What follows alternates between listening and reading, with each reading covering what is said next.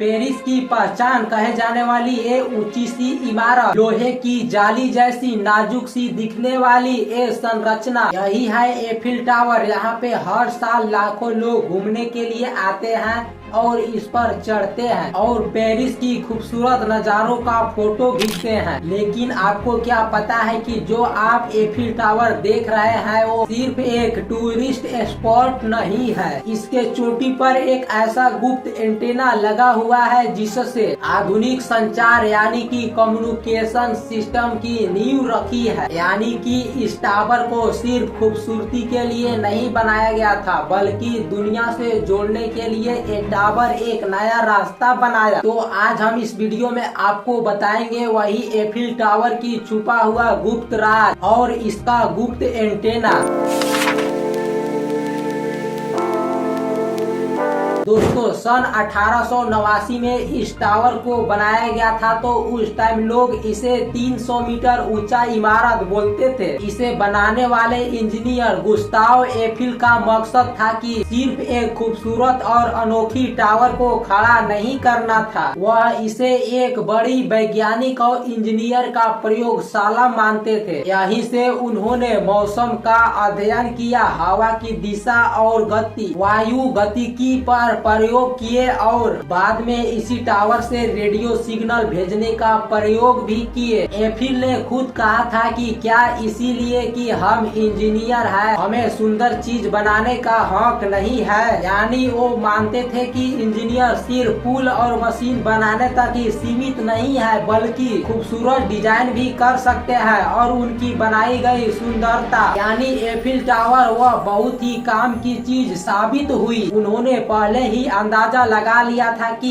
इतनी ऊंचाई पर बनी ये टावर रेडियो सिग्नल और ट्रांसमिशन के लिए ये स्थान बहुत ही अच्छा होगा। 1900 के आसपास फ्रांसीसी के सेना ने एफिल टावर पर एक छोटा सा सैन्य रेडियो ट्रांसमीटर लगाया, लेकिन इसकी असलियत अहमियत सामने आई पहली युद्ध के दौरान। 1914 में हालत बहुत खराब थे। जर्मन सेना तेजी से आगे बढ़ रहे थे और पेरिस तक पहुंचने वाले थे। उसी समय एफिल टावर पर लगे गुप्त एंटेना ने कमाल कर दिखाया। यही एंटेना फ्रांस के लिए बहुत बड़ा हथियार साबित हुआ, क्योंकि इसकी मदद से ही फ्रांसीसी सेना ने दुश्मनों का योजनाओं को पकड़ पाई और अपनी रणनीति बना सकी। फ्रांस के रेडियो ऑपरेटर ने एफिल टावर से जर्मन के गुप्त रेडियो संदेश को पकड़ा और उसमें बाधा डाल दिया और उसके बाद जैम करना शुरू कर दिया। सबसे बड़ा कामयाबी तब मिली जब उन्होंने जर्मन जासूस माता हरी का एक गुप्त संदेश को पकड़ लिया। इसी संदेश की वजह से माता हरी गिरफ्तार हुई और उसका